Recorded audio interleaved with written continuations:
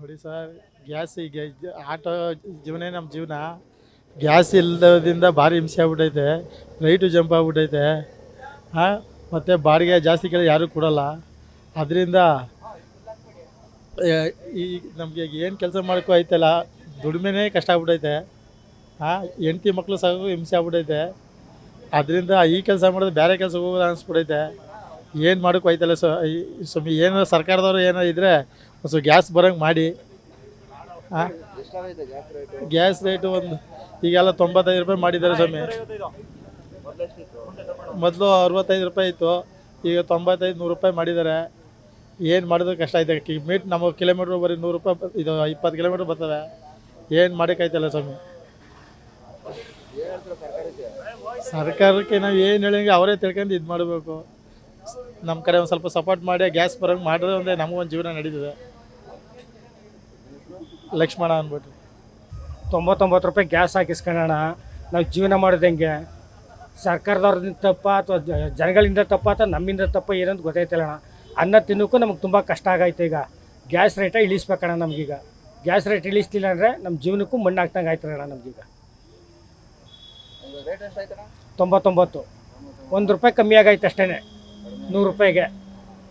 ಏನು 100 ರೂಪಾಯಿ ಮಾಡಿಬಿಡ್ತಾನೆ ಏನಂತೆ. ಇನ್ನು 1 ರೂಪಾಯಿನಿಂದ ನಾವೇನು ಜೀವನ ಮಾಡೋಕ್ಕಾಯ್ತದೆ ನಾವು? ನಮಗೆ ರೈಟ್ ಕಮ್ಮಿ ಆಗ್ಬೇಕಣ್ಣ. ರೈಟ್ ಕಮ್ಮಿ ಆಗಲಿಲ್ಲ ಅಂದರೆ ನಾವು ತಿನ್ನೋ ಅನ್ನಕ್ಕೂ ಮಣ್ಣು ಹಾಕೋಂಗೆ ಆಯ್ತು ಅಷ್ಟೇ ನಮಗೆ. ಪ್ಯಾಸೆಂಜರ್ ಬರ್ತಾರಣ್ಣ. ಈಗ ಮಾಮೂಲಿ 10 ರೂಪಾಯಿ ಜಾಸ್ತಿ ಕೇಳಿದ್ರು ಕೊಡೋಲ್ಲ. 10 ರೂಪಾಯಿ ಜಾಸ್ತಿನೂ ಕೊಡೋಲ್ಲ, ಸೇಮ್ ರೇಟ್ನಾಗ ಕೇಳ್ತಾರೆ. ನಾವು 100 ರೂಪಾಯಿ ಗ್ಯಾಸ್ ಹಾಕ್ಸ್ಬಿಟ್ಟು 40 ರೂಪಾಯಿ 30 ರೂಪಾಯಿ ಇಸ್ಕೊಂಡು ಜೀವನ ಮಾಡೋಕ್ಕಾಯ್ತದ ನಾವು? ತುಂಬ ಹಿಂಸೆ ಆಗೈತಣ್ಣ ನಮಗೀಗ.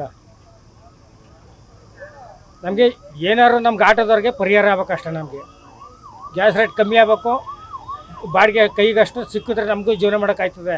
ಈ ಕೊಡ್ತಿರೋ ಬಾಡಿಗೆಲಿ ಅಣ್ಣ ನಾವು ಹೆಂಡತಿ ಮಕ್ಕಳು ಸಾಕೋದು ತುಂಬ ಕಷ್ಟ ಆಗೈತೆ ನಮಗೀಗ. ಕುಮಾರ್ ಅಂತಣ್ಣ. ಇಲ್ಲಿ ತುಂಬ ಪ್ರಾಬ್ಲಮ್ ಆಗ್ಬಿಟ್ಟಿದೆ ಜನಗಳಿಗೆ. ನಮಗೆ ಆಟೋ ಡ್ರೈವರ್ಗಳಿಗೆ ಸಿಕ್ಕಾಪಟ್ಟೆ ಪ್ರಾಬ್ಲಮ್ ಆಗ್ಬಿಟ್ಟಿದೆ. ಇಲ್ಲಿ ಜನಗಳ ಹತ್ರ ಹೊಡೆದಾಡೋಕ್ಕಾಗಲ್ಲ. ನಾವು ಎಷ್ಟೇ ಬರ್ಕೊಂಡ್ರು ಅವ್ರು 40 ರೂಪಾಯಿ ಅಷ್ಟೇ ಕೊಡೋದು. ಇವ್ರು ನೋಡಿದ್ರೆ ಜಾಸ್ತಿ ಮಾಡ್ತಾನೆ ಅವ್ರೆ ಗ್ಯಾಸ. ಕೇಂದ್ರ ಸರ್ಕಾರದವ್ರು ನಾವು ಅಲ್ಲಿಂದ ತರಿಸ್ತೀವಿ ಇಲ್ಲಿಂದ ತರಿಸ್ತೀವಿ ಅಂತಂದ್ರೆ ಏನೂ ಗೊತ್ತಾಯಿಲ್ಲ. ಇಲ್ಲಿ ಸರಿಯಾಗಿ ಇರೋದನ್ನ ಕೊಡ್ತಾನೆ ಇಲ್ಲ. ಇವ್ರು ಇನ್ನೊಂದು ಅರ್ಧ ಗಂಟೆ ಇರ್ತಾರೆ, 1 ಗಂಟೆ ಇರ್ತಾರೆ, ಅನ್ನೋ ಬಾಗ್ಲಕ್ಕಂದು ಇವರು ರೈಟ್ ಆಮೇಲೆ ಅಷ್ಟೇ. ಇನ್ನೊಂದು ಯಾವಾಗಿನ 3 ದಿನ ತೆಗಿತಾರೆ. ಏನು ಮಾಡೋದಣ್ಣ, ಮನೇಲಿ ನಿಲ್ಸ್ಬಿಟ್ಟು ಇನ್ನೇನು ಮಾಡೋದು? ಎಲ್ಲಾರ ಕೆಲ್ಸಕ್ಕೆ ಹೋಗ್ಬೇಕು ಅಷ್ಟೇನೈತೆ. ಇವ್ರಿಗೊಂದು ಕೆಲಸಕ್ಕೂ ಡಿಮ್ಯಾಂಡ್ ಆಗ್ಬಿಟ್ಟದೆ ಈಗ ಪಾಪ. ಯಾಕೆ ಅಂತಂದರೆ ಎಷ್ಟು ಜನ ಅಂತ ಎಷ್ಟೋ ಇರೋರೆಲ್ಲ ಏನು ಮಾಡೋರು ಪಾಪ ಎಲ್ಲರೂ. ಈಗ ಇದನ್ನೇ ನಂಬ್ಕೊಂಡು ಜೀವನ ಮಾಡ್ತಾರೋ ನಮ್ಮಂಥರ ಕತೆ ಚಿತ್ರಾನ್ನ ಆಗ್ಬಿಡೋದೈತಿ. ಈಗ ಆಟೋ ಬಾಡಿಗೆ ಕಟ್ಟಬೇಕು, ಇಲ್ಲಿ ನಮ್ಮ ನೋಡ್ಕೋಬೇಕು, ಮನೆ ಸಂಸಾರ, ಸಾಲ. ಕೇಂದ್ರ ಸರ್ಕಾರದಿಂದ ಏನಾರ ಇದಕ್ಕೆ ಪರಿಹಾರ ಮಾಡಿ, ಇದಕ್ಕೆ ಏನಾರ ಒಂದು ಮುಕ್ತಿ ಕೊಡಿಸಿ ಏನಾರ ಒಂದು ಮಾಡಲೇಬೇಕಿಲ್ಲ ಅಂದರೆ ತುಂಬ ತೊಂದರೆ ಆಗ್ಬಿಡ್ತದೆ ಮುಂದಕ್ಕೆ ಮಾತ್ರ. ನನ್ನ ಹೆಸರು ರಾಘವೇಂದ್ರ ಅಂತ. ಆಟೋ ಗ್ಯಾಸ್ ಯಾವ ರೀತಿ ಸಮಸ್ಯೆ ಆಗಿದೆ ಸರ್? ನಾನು 5 ಗಂಟೆಗೆ ಬಂದಿದ್ದೀನಿ ನೋಡಿ. ತುಂಬ ಉರಿ ಬಿಸಿಲು ಪಾಪ. ನೀವು ನಿಂತಿದ್ದೀರಿ ಬಿಸಿಲಲ್ಲಿ ಕೆಲಸ ಮಾಡ್ತಾಯಿದ್ದೀರಿ, ಬೆವರು ನಡೀತಾ ಇದೆ. ಅದೇ ಥರ ನನಗೂ 5 ಗಂಟೆಯಿಂದ ಬಂದಿದ್ದೀನಿ. ನನಗಿಲ್ಲಿ ಯಾವ ಒಂದು ಸವಲತ್ತು ಇಲ್ಲ. ಹಾಗಾಗಿ ಗ್ಯಾಸ್ ರೇಟು 1ರಿಂದ ಡಬಲ್ ಮಾಡಿಬಿಟ್ಟಿದ್ದಾರೆ. ಹಾಗಾಗಿ ನಮ್ಮ ಜನಜೀವನ ಸಾಗಿಸೋದು ಭಾಳ ಕಷ್ಟ ಆಗಿದೆ. ಆಟೋದವ್ರದ್ದು ನಾನು ಹೇಳ್ತಾ ಇರೋದು, ಆಟೋದವ್ರ ಜೀವನ ಭಾಳ ಕಷ್ಟ ಆಗಿದೆ, ದುಸ್ಥಿತಿಯಲ್ಲಿದೆ. ಮಾನ್ಯ ಸಿದ್ದರಾಮಯ್ಯನವ್ರಿಗೆ ಏನಾರು ನಮ್ಮ ಮೇಲೆ ಏನಾರು ಒಂದು ಚೂರು ಕರುಣೆ ಅನ್ನೋದಿದ್ರೆ, ಅಥವಾ ಸಂಬಂಧಪಟ್ಟ ಅಧಿಕಾರಿಗಳದು ಅಥವಾ ಮಂತ್ರಿಗಳದ್ದು ಯಾರ್ದಾರು ಅನುಕಂಪ ಏನಾರು ನಮ್ಮ ಮೇಲೆ ಇದ್ದರೆ ದಯವಿಟ್ಟು ನಮ್ಮ ಗ್ಯಾಸ್ಗಳನ್ನ ಕಡಿಮೆ ಮಾಡಬೇಕು, ಗ್ಯಾಸ್ ರೇಟ್ನ ಕಡಿಮೆ ಮಾಡಬೇಕು. ಇಲ್ಲಿ ಪ್ಯಾಸೆಂಜರು ಕೊಡೋದಿಲ್ಲ. ಕೇಳಿದ್ರೆ ನಮಗೆ ಹೆಚ್ಚುವರಿ ಕೊಡಿ ಅಂದರೆ ಕೊಡೋಲ್ಲ. ನನಗೆ ಗೊತ್ತಿಲ್ಲ, ಆದರೆ ಓಡಿಸಿ ಇಲ್ಲ ನಿಲ್ಲಿಸ್ಬಿಡಿ ಅಂತಾರೆ. ಸುಮಾರು ಜನ ನಿಲ್ಲಿಸ್ಬಿಟ್ಟಿದ್ದಾರೆ ಸರ್, ಸುಮಾರು ಜನ ನಿಲ್ಲಿಸಿದ್ದಾರೆ. ಅವ್ರಿಗೇನು ಅದ್ರ ಲೆಕ್ಕಕ್ಕೆ ಇಲ್ಲ. ಆಟೋ ನಿಂತರೆ ಅವ್ರಿಗೇನು ಸರ್? ಅವ್ರ ಜೀವನದ ಬಂಡಿ ಅವ್ರು ಉಳ್ತಾ ಇರಬೇಕು. ಹಂಗಾಗಿ ಅವ್ರದ್ದೇನು ಲೆಕ್ಕಾಚಾರ, ಆಟೋದವ್ರದ್ದು ಲೆಕ್ಕಾಚಾರ ಇಲ್ಲ. ಅವ್ರ ಮನುಷ್ಯರಲ್ಲ ಬಿಡಿ ಸರ್. ಅವರು ಜನಗಳವರು, ಅವ್ರು ಹೆಂಗಿದ್ರು ಏನು ಹಾಕೋರು ತಿನ್ಕೊಂಡು ಹೋಗ್ತಾರೆ ಅನ್ನೋ ಒಂದು ಭಾವನೆ ಸರ್ಕಾರದಲ್ಲಿದೆ. ಇವತ್ತು 51 ರೂಪಾಯಿ ಇತ್ತು, 91 ರೂಪಾಯಿ ಆಗಿದೆ, 100 ರೂಪಾಯಿ ಇದೆ ಅಂತ ತಿಳ್ಕೊಳ್ಳಿ ಸರ್. ಇವತ್ತು ಬೆಳಿಗ್ಗೆ 5 ಗಂಟೆಗೆ ಬಂದಿರೋ ನಾನು ಇಲ್ಲಿ ಆಗ್ಬಿಟ್ಟಿದ್ದೆ. ಈಗ ಬೆಳಿಗ್ಗೆ 5 ಗಂಟೆಗೆ ಬಂದಿರೋ ನಾನು ಇಷ್ಟೊತ್ತು ಗಂಟೆ ಆಗೋಗಿದೆ. ಈ ಅರ್ಧ ದಿನ ಮುಗಿದೋಯ್ತು, ಈಗ ಮುಗೀತು. ಅದರಲ್ಲಿ ಈ ಬೆವರು ಬೇರೆ, ಈ ಬಿಸಿಲು ಬೇರೆ. ಈಗ ನಾನು ಹೋಗಿ ಕಾಫಿನೋ ಟೀನೋ ಕುಡಿದು ನಾನು ಲೈನ್ ಮೇಲೆ ಬರೋಷ್ಟೊತ್ತಿಗೆ ಅರ್ಧ ದಿನ ಮುಗಿದೋಯ್ತು. ಪ್ಯಾಸೆಂಜರ್ ಕೇಳಿದ್ರೆ ಹೆಚ್ಚುವರೆಗೆ ಕೊಡೋದಿಲ್ಲ. ಈ ಸರ್ಕಾರದವರು ಈ ರೀತಿ ಕಟ್ತಾರೆ. ನಾವು ಬಂಕ್ನವ್ರ ಮೇಲೆ ಡೈಲಿ ಜಗಳ ಸರ್. ಯಾಕೆ ಹಿಂಗೆ ಮಾಡಿದ್ದೀರಿ, ಯಾಕೆ ಮಾಡಿದ್ದೀರಿ ಅಂತ.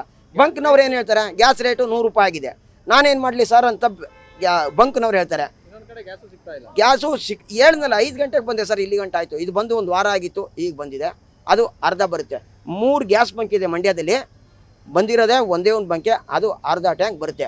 ಇದೇನು ಇವರು ರಾಜಕೀಯಕ್ಕೋಸ್ಕರ ಬಳಸ್ತಾ ಇದ್ದಾರಾ? ನಿಜವಾಗ್ಲೂ ಅಲ್ಲಿ ಮಧ್ಯಪ್ರದೇಶದಲ್ಲಿ ಒಂದು ಕದನ ಆಗ್ತಾಯಿದೆ ಅಂತ ಹೇಳ್ತಾ ಇದ್ದೀರಾ ಅಥವಾ ಇವ್ರು ದುಡ್ಡು ಮಾಡ್ಕೋತಾ ಇದ್ದೀರಾ, ಅದು ನನಗಂತೂ ಸತ್ಯ ಗೊತ್ತಿಲ್ಲ. ಆದರೆ ನಮ್ಮ ಆಟೋ ಡ್ರೈವರ್ಗಳು ಇದೇ ಥರ ಆದರೆ ಸುಮಾರು ಆಟೋ ಡ್ರೈವರ್ಗಳು ಮನೆ ಬಿಟ್ಟು ಓಡ್ಬಿಡ್ಬೇಕಾಗುತ್ತೆ. ಅವರ ಒಂದು ಜೀವನದ ಅವರ ಒಂದು ಜವಾಬ್ದಾರಿ ಅವ್ರಿಗೆ ಗ್ಯಾರಂಟಿ ಕೊಡಬೇಕಾಗಿರೋದು ಈ ಸರ್ಕಾರನೇ. ಯಾವುದೇ ಒಬ್ಬ ಆಟೋ ಡ್ರೈವರ್ ಏನೇ ಆಗಿ ಏನೇ ಒಂದು ಮೃತಪಟ್ಟರು ಅಥವಾ ಏನೇ ಒಂದು ಸುಸೈಡ್ ಮಾಡ್ಕೊಂಡ್ರು ಸರ್ ಕಷ್ಟ ತುಂಬ ಇದೆ ಸರ್. ಈಗ ಸಂಸಾರ ನಡೆಯೋಕ್ಕಾಗ್ತಾ ಇಲ್ಲ, ಅದಕ್ಕೆ ನೇರ ಹೊಣೆ ಸರ್ಕಾರನೇ ತೊಗೋಬೇಕು ಅಂತ ಕಾಣುತ್ತೆ. ಮೊನ್ನೆ ಯಾರೋ ಹೇಳಿದ್ರು ಪರಮೇಶ್ವರ್ ಸರ್ ಅಂತಲೇ ಯಾರೋ ಒಬ್ರು ಹೇಳಿದ್ರು, ಎಲ್ಲರೂ ನಮ್ಮ ಮನೆ ಹತ್ರಕ್ಕೆ ಬಂದುಬಿಡಿ ಅದೇನಿದೆ ಎಲ್ಲಿಗೆ ಸರ್ ಸಾಕ್ತಾರೆ, ಮಾತಲ್ಲಿ ಹೇಳೋದಲ್ಲ ಅವರು. ಅವ್ರ ಕೈಲಾಗುತ್ತೆ ಏನಾದ್ರು ಮಾಡಿ ನೋಡಿ. ಮೊನ್ನೆ ನೋಡಿ ವಿನೋದ್ ರಾಜ್ ಅವರು ಪಾಪ ತುಂಬ ಅವ್ರು ಒಳ್ಳೆತನ ಮೆರೆದಿದ್ದಾರೆ, ಎಲ್ಲರಿಗೂ ಅವ್ರವ್ರ ಕೈಲಾದಷ್ಟು ಅಷ್ಟೇ. ಅಷ್ಟು ಇಲ್ವಾ ಸರ್ ಈ ಸರ್ಕಾರಕ್ಕೆ? ಒಬ್ಬ ಸಾಮಾನ್ಯ ಪ್ರಜೆ ವಿನೋದ್ ರಾಜ್ ಅವರು ಮಾಡಿದ್ದಾರೆ, ಅಷ್ಟು ಈ ಸರ್ಕಾರಕ್ಕೆ ನಮ್ಮ ಮೇಲೆ ಕನುಕರಣೆ ಇಲ್ಲ ಅಂತಂದ ಮೇಲೆ ಏನಕ್ಕೆ ಸರ್ ಈ ಸರ್ಕಾರ ನಮಗೆ ಬೇಕಾಗಿಲ್ಲ. ನಮಗೆ ಬೇಕಾಗಿರೋದು ನಮ್ಗೆ ಯಾರು ಏನು ಫ್ರೀಯಾಗಿ ಕೊಡಬೇಕಾಗಿಲ್ಲ. ನಮ್ಮಲ್ಲಿ ತೋಳ್ಬಲ ಇದೆ, ಗ್ಯಾಸ್ ರೇಟ್ ಕಡಿಮೆ ಮಾಡಿ ನಮಗೆ ಸಾಕು. ನಾವು ದುಡಿದೇ ಬೇಕಾದ್ರೆ ನಾವೇ ಸರ್ಕಾರಕ್ಕೆ ಕೊಡ್ತೀವಿ. ನಮ್ಮ ಆಟೋ ಡ್ರೈವರ್ಗಳಿಗೆ ಅಷ್ಟಿದೆ. ನಾವು ಸಮಾಜ ಸೇವಕರು, ನಮ್ಮನ್ನು ನೀವು ನಿಮ್ಮ ಸ್ವಂತ ಸೇವಕರ ಥರ ಬಳಸ್ಕೊಬಿಟ್ಟಿದ್ದೀರಲ್ಲ. ನಮಗೂ ಒಂದು ಜೀವ ಅಲ್ವಾ ಸರ್? ನಮಗೂ ಒಂದು ಜೀವ ಇದೆ ತಾನೆ. ಏನಕ್ಕೆ ಇವರು ಈ ರೀತಿ ಆಡ್ತಾ ಇದ್ದಾರೆ ನಮ್ಮ ಜೀವನದ ಬಗ್ಗೆ? ನಾನು ಹೇಳ್ತೀನಲ್ಲ, ನಾವು ಹೊಡೀರಿ ಸರ್, ನಾನು ಬೇಡ ಅಂತಂದಿಲ್ಲ. ಡೈರೆಕ್ಟ್ ನೀವು ಹೊಟ್ಟೆ ಮೇಲೆ ಹೊಡೆದ್ಬಿಟ್ರೆ ಬದುಕೋದಂಗೆ ಸಾರು.